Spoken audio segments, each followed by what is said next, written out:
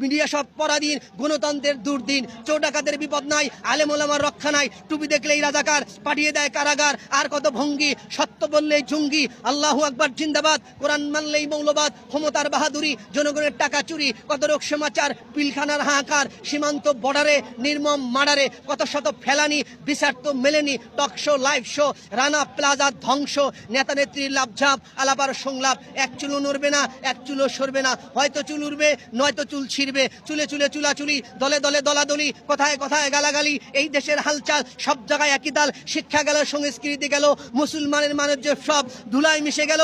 এই মুহূর্তে বাংলাদেশে দরকার বিপ্লবী সরকার, এই মুহূর্তে বাংলাদেশে দরকার কোরআনওয়ালা সরকার, এই মুহূর্তে বাংলাদেশে দরকার ইসলামী সরকার।